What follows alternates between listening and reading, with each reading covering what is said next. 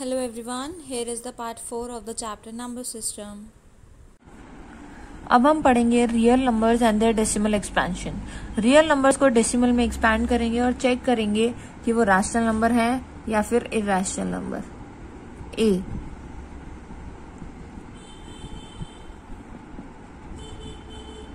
Terminating decimals. Terminating decimals वो होते हैं जिनको हम पी बाई क्यू की फॉर्म में रिप्रेजेंट कर सकते हैं और हमें 0 एज अ रिमाइंडर मिल जाता है। फॉर एग्जाम्पल 5/8, इसका आंसर, इसको जब हम डिवाइड करेंगे तो हमारा आंसर आएगा 0.625। तो इसके आगे कुछ और सॉल्व नहीं हो रहा और हमारा रिमाइंडर 0 है। बी है non terminating repeating decimal.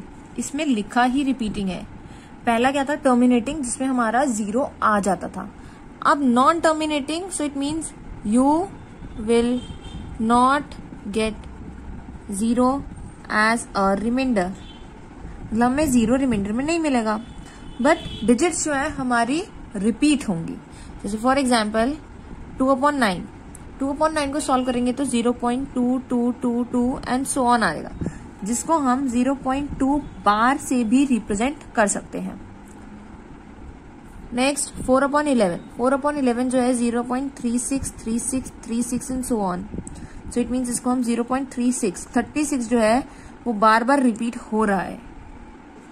So it means it is a non terminating, 0 नहीं आएगा रिमाइंडर में, बट डिजिट्स जो है रिपीट होंगी। C, non terminating non repeating decimal. इसमें है ही नॉन टर्मिनेटिंग यानी कि you will not get 0 as a remainder. लेकिन यहाँ पे है नॉन रिपीटिंग, यानी कि डिवीजन के बाद हमारी जो डिजिट्स हैं वो भी रिपीट नहीं होंगी। फॉर एग्जाम्पल √2, जिसकी वैल्यू होती है 1.41421 एंड सो ऑन। सेम पाई यानी कि 22/7, जिसकी वैल्यू होती है 3.141592653 एंड सो ऑन। तो इसमें हमारे डिजिट्स जो है वो रिपीट नहीं हो रही, तो इट मीन्स ये है हमारी non terminating non recurring decimal. अब हम देखेंगे कि इन तीनों में से कौन सा रैशनल है और कौन सा इरैशनल। जो आपने फर्स्ट पढ़ा था टर्मिनेटिंग डेसिमल, और जो सेकंड पढ़ा था नॉन टर्मिनेटिंग रिपीटिंग डेसिमल, ये आपके दोनों जो है वो रैशनल नंबर है। और थर्ड वन नॉन टर्मिनेटिंग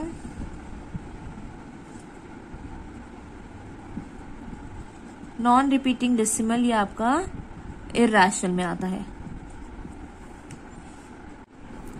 अब हम ये क्वेश्चन करेंगे, express in the form of P by Q। First part is 0.6 bar and the second is 0.47 बार। ये बार जो है वो 7 के ऊपर है, 4 के ऊपर नहीं है। Let x is equal to 0.6 bar, इसको हमने एज अ x ले लिया। ओके, सो हम x को 0.6666 एंड सो ऑन लिख सकते हैं ना। अब हमें पता है कि सिर्फ एक 6 ही ओनली डिजिट है जो रिपीट हो रहा है। सो एक डिजिट है, सो मल्टीप्लाई, इसको हम इक्वेशन 1 लेते हैं, multiply equation 1 by 10 on both sides. 10 इसलिए लिया क्योंकि सिर्फ एक ही डिजिट रिपीट हो रही है।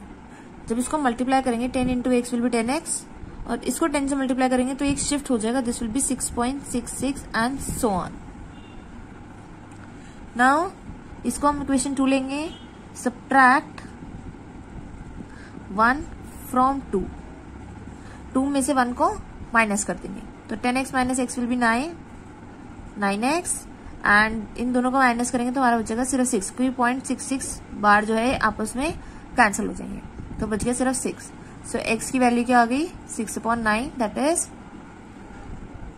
2/3। अब सेकेंड पार्ट का सॉल्यूशन देखते हैं।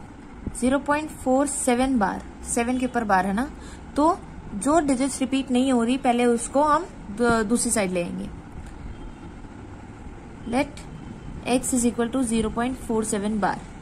अब 4 को उधर लाने के लिए मल्टीप्लाई करना पड़ेगा, multiply 1 by 10 on both sides. So that is 10x और ये 4 इधर शिफ्ट हो जाएगा 4.7 बार, इनकी 4.77 एंड सो ऑन. सेम अब एक डिजिट रिपीट हो रही है तो इसको फिर से हमें 10 से मल्टीप्लाई करना पड़ेगा. ये इक्वेशन 2 हो गई. Multiply 2 by 10 on both sides. इसको करेंगे 10 से, that will be your 100x और इसका 7x इधर शिफ्ट हो जाएगा, इनकी डेसिमल इधर शिफ्ट हो गया. सो ये आपका ये आंसर आ गया. अब हम इन दोनों को सब्ट्रैक्ट कर देंगे. Subtract 2 from 3. 100 minus 10x that is 90x और इन दोनों को सब्ट्रैक्ट करेंगे दैट इज 47 माइनस 4, क्योंकि डेसिमल के बाद वाला सारा कट गया. सो 47 minus 4 that is 43. So x की वैल्यू आ गई 43/90. सेम इसी तरीके से बाकी क्वेश्चंस होंगे. एक क्वेश्चन और करते हैं. Show that 1.2727 can be expressed in the form of p by q. इसमें जो है 1.27 रिपीट हो रहा है. So let x equal to 1.2727 and so on. अब यहाँ पे 2 डिजिट्स रिपीट हो रही हैं तो हमें दोनों साइड जो है 100 से मल्टीप्लाई करना पड़ेगा. Take this equation as 1 multiply 1 by 100 on both sides. So that is 100 into x 100x और इधर शिफ्ट हो गया दैट इज 127. अब सेम सेकेंड मार्क करा. Subtract 1 from 2.